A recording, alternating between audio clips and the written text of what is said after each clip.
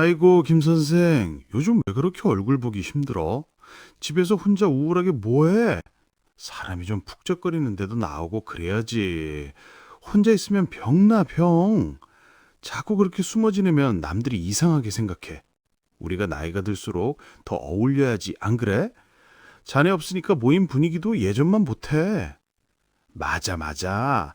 사람이 사회적 동물이라는데 자꾸 구석으로 파고들면 쓰나? 우리 나이엔 그저 친구들하고 어울려서 웃고 떠드는 게 최고지. 김 선생, 혹시 무슨 안 좋은 일 있는 건 아니지? 자식들이 속썩여? 아니면 어디 아픈 데라도 있는 거야? 말을 해봐. 우리가 친구 아이가. 우리가 남도 아니고 말이야. 고소한 고기 굽는 맴새와 소란스러운 소주잔 부딪히는 소리, 그리고 여기저기서 터져나오는 왁자지껄한 웃음소리가 뒤섞인 식당 안입니다. 오랜만에 만난 동창들이나 옛 직장 동료들이 둘러앉아 너나 할 것 없이 한마디씩 던집니다. 그들의 말은 겉으로는 따뜻한 걱정처럼 들립니다. 하지만 가만히 그들의 눈빛을 들여다보십시오. 그 안에는 정말 순수한 걱정만 들어있던가요? 혹시 은근한 우월감이나 혹은 나보다 못한 처지에 있지는 않을까 하는 저열한 호기심이 뱀처럼 떠아리를 틀고 있는 것을 느껴본 적은 없으십니까? 이어진 대화는 늘 그렇듯 뻔한 흐름으로 흘러갑니다. 누구네 집값이 이번에 몇 억이 올랐다더라. 어느 집 자식은 이번에 대기업 임원이 됐다더라. 이번에 새로 장만한 골프채가 수천만 원짜리라더라 같은 듣고 나면 마음 한구석이 씁쓸해지는 이야기를 뿐입니다. 그 속에서 여러분은 어떤 표정을 짓고 계신가요? 억지 미소를 지으며 고개를 끄덕이고 속으로는 나는 저런 자랑할 거리도 없는데 하며 자책하고 계시지는 않습니까? 혹은 그들의 자랑에 맞서기 위해 있지도 않은 이야기를 보태거나 굳이 하지 않아도 될 내 속사정을 털어놓고 뒤늦게 후회하며 잠을 설치지는 않으셨나요? 그 소란스러운 모임을 뒤로하고 집으로 돌아오는 길, 밤 공기는 유난히 차갑게 느껴집니다. 택시 뒷좌석에 몸을 깊숙이 파묻고 창밖으로 흐르는 가로등 불빛을 바라볼 때 왠지 모를 허탈함과 참을 수 없는 피로감이 파도처럼 밀려온 적은 없으셨습니까? 분명 사람들과 어울렸고 많이 웃은 것 같은데 마음은 오히려 더 텅 빈 것 같고 내가 왜 그 귀한 시간과 돈을 써가며 남의 인생 자랑을 견디고 있었나 싶은 자괴감이 들기도 합니다. 혹시 이런 말들을 평생의 진리처럼 믿고 살아오지는 않으셨나요? 나이가 들수록 인맥이 넓어야 외롭지 않다. 혼자 있는 사람은 성격에 결함이 있거나 사회성이 부족한 것이다. 남들 하는 대로 따라가야 중간이라도 간다는 그런 말들 말입니다. 우리는 부모님 세대부터 지금까지 공동체에서 떨어져 나가는 것을 죽음보다도 더 큰 공포로 학습하며 살아왔습니다. 하지만 오늘 저는 여러분께 여러분의 인생 후반전을 완전히 바꿔놓을 전혀 다른 진실을 들려드리려 합니다. 진정으로 강하고 주변 사람들을 압도하는 무서운 사람, 그리고 노년에 가장 품격 있는 사람은 누구일까요? 돈이 수천억 있는 사람일까요? 권력을 휘두르는 사람일까요? 아닙니다. 그것은 바로 혼자 있어도 당당한 사람입니다. 타인의 인정을 구걸하지 않고 스스로가 자신의 가장 좋은 친구이자 대화 상대가 된 사람. 그런 사람은 굳이 목소리를 높이지 않아도 함부로 건드릴 수 없는 고결한 아우라를 풍깁니다. 독설가로 유명하지만 인간 본성의 밑바닥을 누구보다 깊고 투명하게 꿰뚫어 본 철학자 아르투어 쇼펜하우어는 그의 명작 소품과 부록에서 이렇게 일갈했습니다. 인간은 홀로 있을 때 비로소 자기 자신일 수 있다. 고독을 사랑하지 않는 자는 자유를 사랑하지 않는 자다. 왜냐하면 인간은 오직 홀로 있을 때만 자유롭기 때문이다. 이 서늘하고도 명징한 문장을 들으시며 어떤 생각이 되시나요? 혹시 고독이라는 단어가 여전히 춥고 배고프고 쓸쓸하게만 느껴지시나요? 하지만 쇼펜하우어가 말한 고독은 세상으로부터 버림받은 자의 처량한 외로움이 아닙니다. 그것은 타인의 천박한 간섭과 무의미한 소음으로부터 스스로를 격리시켜 오로지 나만의 인생 주권을 되찾은 고귀한 고립이자 진정한 자유를 의미합니다. 오늘 이 시간 지혜의 숲에서는 쇼펜하우어와 니체의 서슬퍼런 지혜를 빌려와 왜 우리가 고독을 두려워하기는커녕 오히려 축복으로 받아들여야 하는지, 그리고 혼자서도 당당한 사람이 되기 위해 오늘 당장 실천해야 할 구체적인 방법은 무엇인지에 대해 아주 깊고 세밀하게 나누어 보고자 합니다.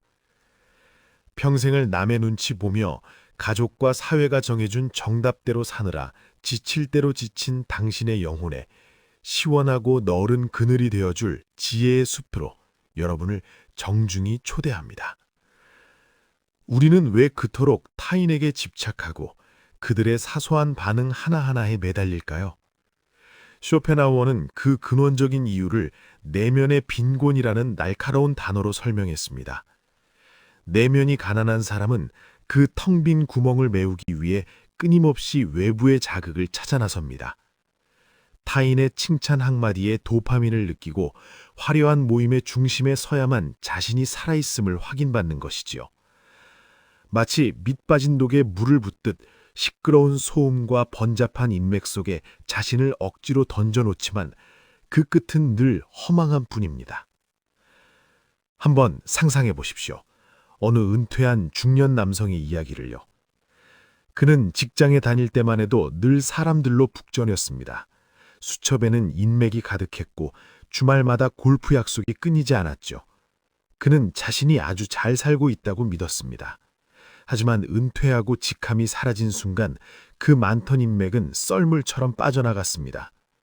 집에서 혼자 보내는 시간을 견디지 못한 그는 매일같이 산을 오르고 원치 않는 모임을 전전하며 사람들을 붙잡으려 애썼습니다. 하지만 돌아오는 건 "박형, 이제 좀 눈치껏 빠져주지 그래?" 라는 친구의 차가운 농담뿐이었습니다. 그는 왜 그토록 처참해졌을까요? 쇼펜하우어는 말합니다. 자신 속에 가진 것이 없는 사람은 타인의 눈을 통해 자신을 보려고 한다. 하지만 그것은 거울 속에 비친 허상을 진짜 나라고 착각하는 것과 같다. 여러분의 내면이 울창하고 푸른 숲이라고 다시 한번 상상해 보십시오. 그 숲 속에 맑은 샘물이 흐르고 아름다운 꽃들이 피어 있다면 굳이 숲 밖의 척박한 황무지로 나가 누군가에게 구걸할 필요가 있을까요? 내면이 단단한 사람은 타인이 나를 어떻게 보든, 내가 오늘 어떤 대접을 받았든, 혹은 내 통장 잔고가 남들보다 적든 상관없이 스스로 만족할 줄 압니다. 고귀한 영혼은 타인의 인정을 구걸하지 않는다. 스스로가 자신의 태양이 되기 때문이다. 니체가 외쳤던 이 초인의 철학은 오늘을 사는 우리 시니어들에게 가장 절실한 가르침입니다. 당당한 노년을 보내는 사람은 남의 빛을 잠시 빌려 쓰는 달이 아닙니다. 스스로 빛을 내뿜는 항성, 즉 태양과 같습니다. 자식의 전화 한 통이 오지 않는다고 온종일 우울해하고 친구가 보낸 메시지에 답장이 늦는다고 전전긍긍하며 밤잠을 설친다면 우리는 여전히 타인이 만들어 놓은 감옥에 스스로를 가두고 있는 셈입니다. 이제 그 녹슨 감옥문을 발로 차고 나올 시간입니다. 자, 그렇다면 우리는 현실의 삶에서 어떻게 우아하게 거리를 두며 누구도 함부로 할 수 없는 품격을 지킬 수 있을까요? 그 첫 번째 단계는 바로 거절의 미학을 뼈에 새기는 것입니다. 우리 세대는 평생 착한 사람, 모나지 않은 사람으로 살기를 강요받으며 성장했습니다. 부모님께 효도하고 직장 상사에게 복종하고 친구들에게는 간이라도 빼줄 것처럼 굴어야 인격자라고 배웠습니다. 하지만 여러분, 이제는 그 무거운 짐을 내려놓고 조금은 불친절해지셔도 됩니다. 아니, 반드시 그래야만 합니다. 오랜 친구가 별 대단한 용건도 없이 그저 시간 때움용 모임에 나오라고 전화를 걸어올 때를 떠올려 보십시오. 예전 같으면 "그래 알았어" 하고 마지못해 옷을 챙겨 입었을 것입니다. 하지만 이제는 솔직한 여러분의 마음을 대면해 보세요. "미안해, 요즘 몸이 좀 안 와서서" 라거나 "집에 손님이 오기로 해서" 같은 구차한 변명은 이제 그만두십시오. 대신 이렇게 정중하지만 단호하게 말씀해 보세요. "고마워, 기억해줘서. 그런데 요즘은 나 혼자 조용히 산책하고 책 읽는 시간이 나에게는 어떤 모임보다 중요해졌어. 이번에는 참석하지 않을게. 나만의 시간을 좀 더 즐기고 싶어."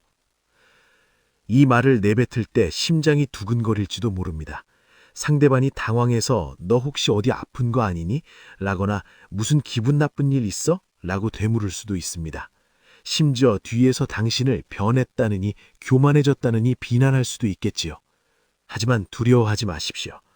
그렇게 당당하게 자신의 시간과 공간의 주권을 선언하는 사람에게 사람들은 처음에는 당황하지만 시간이 지날수록 함부로 대하지 못하게 됩니다. 아, 저 사람은 자기 삶의 철학이 확고한 사람이구나. 함부로 불러내서 시간을 뺏을 수 없는 사람이구나. 라는 보이지 않는 경외심이 생기기 시작합니다. 그게 바로 품격의 시작입니다. 두 번째는 가장 아프고도 중요한 지점입니다. 바로 자식과의 관계에서 오는 정서적 독립입니다. 많은 시니어분들이 은퇴 후의 공허함을 자식에게서 보상받으려 합니다. 자식의 승진, 손주의 성적, 자식 내외의 관계에 모든 안테나를 세우고 간섭하며 그것이 부모의 도리이자 사랑이라고 굳게 믿습니다. 하지만 쇼펜하우어의 눈으로 보면 이것은 사랑이 아니라 지독한 집착이자 자기 상실일 뿐입니다. 한 사례를 들어보겠습니다. 어느 어머니는 아들네 집에 반찬을 해다 주는 것이 유일한 낙이었습니다. 그런데 어느 날 아들이 어머니, 이제 비밀번호 바꾸려고요. 미리 연락하고 오세요. 라고 말했습니다. 어머니는 하늘이 무너지는 것 같은 배신감을 느꼈죠. 내가 어떻게 너를 키웠는데 이럴 수 있니? 하며 울부짖었습니다. 하지만 이것이 진정 아들을 사랑하는 마음이었을까요? 아니면 자신의 공허함을 아들의 삶을 통해 채우려 했던 욕심이었을까요? 기억하십시오. 당신이 자식에게 매달리고 집착할수록 자식은 당신을 존경하는 것이 아니라 부담스럽고 어려운 존재로 여기게 됩니다. 연락이 뜸한 자식에게 어떻게 전화 한 통 없느냐고 서운함을 토로하는 순간 당신은 자식의 인생에서 주연이 아닌 조연으로 전락하게 됩니다. 진정으로 자식에게 우러러 보임을 받는 부모는 어떤 모습일까요? 그것은 자식이 연락을 하든 말든 명절에 찾아오든 말든 자기만의 세계에서 즐겁고 치열하게 살아가는 부모입니다. 칠순의 나이에 새로운 외국어를 배우고 인문학 강의를 들으러 다니며 홀로 배낭을 메고 산사를 찾는 부모. 그런 부모가 자식에게 나는 나대로 내 인생을 즐기느라 바쁘니 너희도 너희 인생을 책임있게 살아라 라고 말할 때 자식들은 말로 다 할 수 없는 경외감을 느낍니다. 부모를 뒷바라지 해줘야 할 노인이 아니라 닮고 싶은 인생의 선배로 보게 되는 것입니다. 자식으로부터 독립하는 것. 그것이 여러분을 가장 무섭고도 멋진 어른으로 만드는 길입니다. 세 번째로 타인의 무례함에 대처하는 침묵의 기술을 익히십시오. 쇼펜하우어는 인간의 예절이란 도덕적인 관점에서 볼 때 서로의 불순한 동기와 이기심을 가리기 위한 가련한 가면과 같다고 냉소했습니다. 우리는 살아가며 수많은 가면과 마주합니다. 모임에서 은근히 나를 깎아내리거나 나의 약점을 들추어 비웃는 사람들을 만날 때 우리는 보통 두 가지 반응을 보입니다. 같이 화를 내며 싸우거나 분위기를 망치지 않으려 비굴하게 같이 웃어넘기는 것이죠. 하지만 고독의 힘을 아는 자는 제3의 길을 택합니다. 그것은 바로 깊은 침묵입니다. 누군가 당신에게 무례한 언사를 던졌을 때 즉각적으로 대응하지 마십시오. 대신 그 사람의 눈을 아주 고요하고 깊게 약 3초 동안만 응시해 보십시오. 아무 말도 하지 않은 채 말입니다. 그 3초의 침묵은 그 어떤 욕설이나 논리적인 반박보다 강력합니다. 무례를 범한 상대는 당신의 그 깊은 침묵 속에서 자신의 천박함을 거울처럼 마주하게 될 것입니다. 그리고 스스로 위축되어 입을 다물게 될 것입니다. 침묵은 약자의 굴복이 아니라 강자의 여유로운 방패입니다. 이 침묵의 힘을 더 확장해 보겠습니다. 여러분, 혹시 저 사람은 도대체 무슨 생각을 하는지 모르겠어 라는 말을 들어보신 적 있나요? 사실 그 말은 최고의 찬사입니다. 속내를 다 보여주는 사람은 만만해 보이지만 침묵을 지키며 꼭 필요한 말만 하는 사람은 신비롭고 위험 있어 보입니다. 공자 또한 군자는 말은 어눌하게 하되 행동은 민첩해야 한다고 했습니다. 말이 많아지면 실언이 늘어나고 실언이 늘어나면 품격은 깎입니다. 이제는 입을 닫고 귀를 여십시오. 그리고 더 많이 고찰하십시오. 그것이 당신을 가장 무서운 사람으로 만드는 비결입니다. 혼자 있는 시간은 결코 고립이 아닙니다. 그것은 내 영혼의 보석을 닦는 신성한 연마의 시간입니다. 깊은 숲속의 아름드리 나무를 보십시오. 그 나무가 거대한 그늘을 만들고 비바람을 견디는 힘은 어디서 올까요? 다른 나무들과 가지를 비비며 떠드는 데서 오는 것이 아닙니다. 아무도 보지 않는 땅속 깊은 곳에서 홀로 뿌리를 내리고 대지의 기운을 빨아올리는 그 고독한 투쟁에서 옵니다. 우리 인생도 마찬가지입니다. 고독의 시간을 통해 영혼의 뿌리를 깊게 내린 사람만이 노년에 닥쳐올 질병, 빈곤, 사별이라는 거센 풍파 속에서도 흔들림 없는 품격의 그늘을 들이울 수 있습니다. 인생은 고통과 무료함 사이를 시계추처럼 왔다 갔다 하는 여정이다 라고 쇼펜하우어는 말했습니다. 하지만 우리가 고독을 즐길 줄 알게 된다면 그 견디기 힘든 무료함은 창의적인 고요함으로 치환됩니다. 혼자 차를 마시며 창밖의 계절 변화를 관찰하고 젊은 시절 잊지 못했던 고전을 다시 펼치며 지난날의 나를 용서하고 다독이는 시간. 이 시간이야말로 신이 인간에게 준 가장 큰 선물입니다. 어느 80대 노인의 이야기를 들려드리겠습니다. 그는 매일 아침 혼자 공원을 산책하고 오후에는 도서관에서 역사책을 읽죠. 저녁에는 혼자 정성껏 요리를 해서 클래식 음악과 함께 식사를 합니다. 사람들은 그를 보고 참 외롭게 사신다 하고 혀를 찹니다. 하지만 정작 그는 이렇게 말합니다. 외롭다니요. 나는 지금껏 한 번도 경험하지 못한 최고의 동반자를 만났습니다. 바로 나 자신이라는 친구 말입니다. 평생 남들 뒷바라지 하느라 이 친구를 방치해 두었는데 이제야 제대로 대접해주고 있습니다. 여러분, 이 노인의 당당함이 느껴지십니까? 이것이 바로 우리가 도달해야 할 최종 목적지입니다. 사랑하고 존경하는 지혜의 숲 가족 여러분, 여러분은 평생을 남의 눈치를 보느라 그리고 타인의 기대를 채워주리라 정말 고생 많으셨습니다. 가족을 먹여 살리기 위해 상사의 굴욕을 참아냈고 자식을 키우기 위해 당신의 빛나던 꿈을 접었으며 사회의 일원으로서 제 역할을 다하기 위해 당신의 본 모습을 숨기며 살아오셨습니다. 그 헌신과 희생이 있었기에 지금의 대한민국이 있고 지금의 우리 사회가 있는 것은 우리는 누구보다 잘 알고 있습니다. 하지만 이제는 그 보상으로 당신 자신에게 선물을 주셔도 됩니다. 이제는 당신 자신이 세상의 유일한 주인공이 되어도 괜찮습니다. 혼자 식당에 가서 가장 비싼 메뉴를 주문해 우아하게 식사를 즐기십시오. 혼자 극장에 가서 눈물을 펑펑 흘리며 영화를 보셔도 좋습니다. 남들이 당신을 보며 저 사람 친구도 없나 보다 외로워 보이네 라고 수군거리든 말든 그저 빙긋이 웃어주십시오. 그들은 아직 고독의 감미로움을 알지 못하는 가련하고 빈곤한 영혼들일 뿐입니다. 여러분은 결코 외로운 것이 아닙니다. 여러분은 누구보다 자유롭고 누구보다 당당하며 누구보다 자기 자신을 사랑하는 인생의 진짜 주인이니까요. 혼자여도 당당한 당신의 뒷모습이 가장 아름답습니다. 그리고 그런 당신이야말로 세상에서 가장 강하고 누구도 함부로 할 수 없느며 진정한 품격을 갖춘 이 시대의 진정한 어른입니다.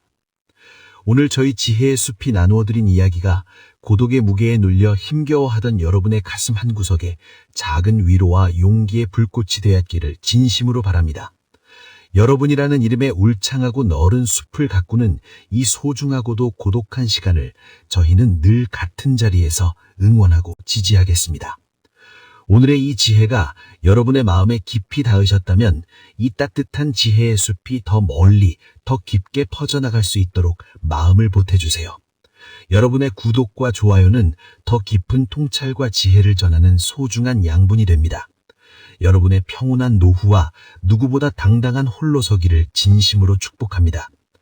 인생의 소란함이 너무 커져 마음이 어지러울 때, 누군가의 시선 때문에 나 자신이 작아 보일 때 언제든 이곳 지혜의 숲으로 찾아오십시오.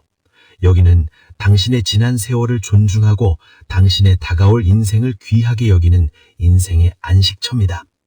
긴 시간 경청해 주셔서 진심으로 감사합니다. 여러분의 오늘 하루가 혼자여서 더 빛나고 고독해서 더 풍요롭고 그리하여 진정으로 자유롭기를 간절히 소망합니다. 고맙습니다.